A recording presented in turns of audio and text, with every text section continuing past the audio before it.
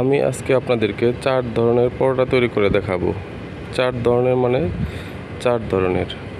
এখানে আমি পরোটার জন্য 3 চামচ ময়দা নিয়ে নিলাম। স্বাদমতো লবণ দিয়ে মেখে অল্প অল্প পানি দিয়ে একটা ডো বানিয়ে নিচ্ছি। ডো বানিয়ে নিলাম। এখন 1 মগ পানি নিয়েছিলাম, এখান থেকে আমি অর্ধেক মগ পানি দিয়েছি। ডোটাকে ভালো করে ডলে লম্বা করে আমি কয়েকটি লিচি কেটে নিচ্ছি। সমান করে লিচি কেটে নিব। 4টা লিচি হওয়ার পর দেখা গেল একটা লিচি একটু বড় হয়ে গেছে, ওখান থেকে আমি একটা ছোটো লিচি কেটে নিলাম।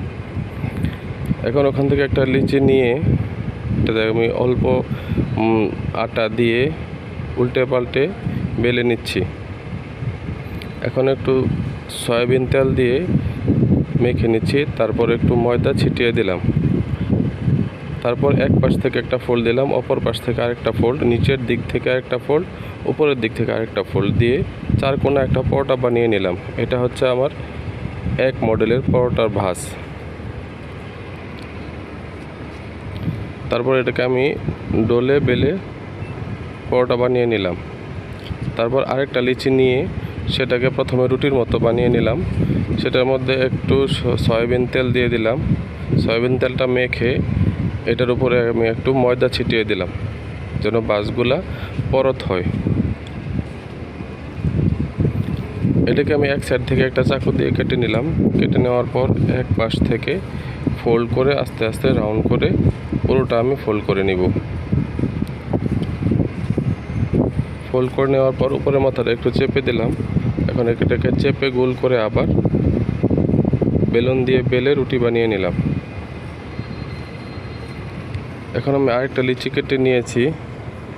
এখানে নর্মাল রুটির মতো প্রথমে রুটি বানিয়ে নিব।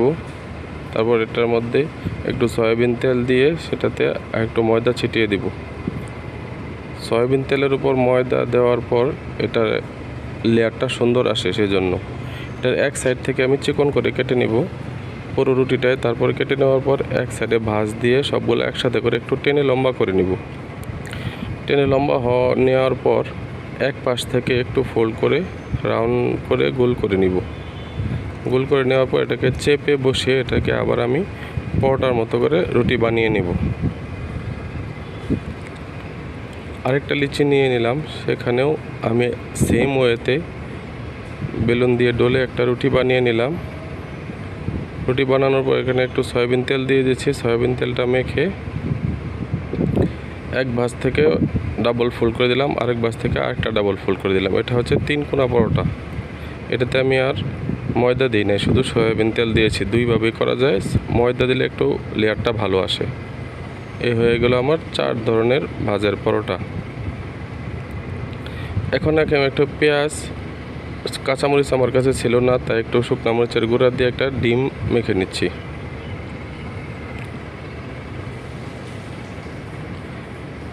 কড়াইয়ে অল্প পরিমাণ তেল দিয়ে সেখানে আমি ডিমটা ছেড়ে দিলাম।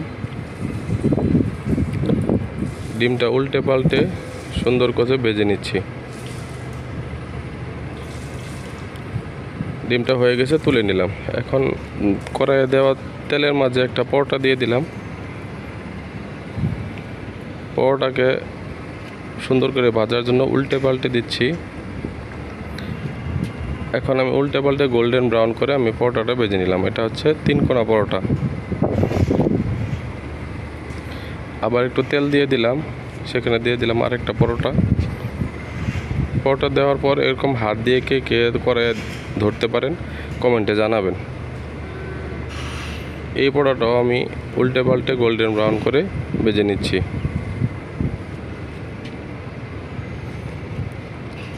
ভেজে রেখে দিলাম। কড়াইয়ে আবারও তেল দিয়ে দিলাম, সেখানে আরেকটা পরোটা দিয়ে দিলাম। পরোটা দিয়ে হাত দিয়ে আমি নেড়ে চেড়ে দিচ্ছি।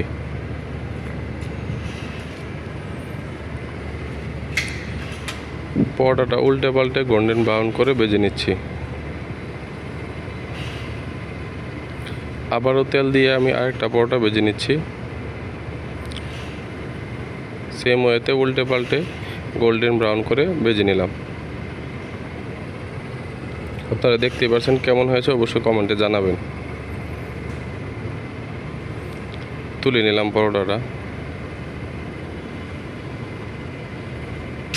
তারপর একটা ছোটো লিচি কেটেছিলাম, সেটা দিয়ে একটা রুটি বানিয়ে সেটাকে আমি তেল দিয়ে ভেজে নিলাম। হয়ে গেল আমার 4 ধরনের পরোটা ডিম ভাজি। কেমন হয়েছে আপনারা কিন্তু অবশ্যই জানাবেন, অবশ্যই জানাবেন আমাকে।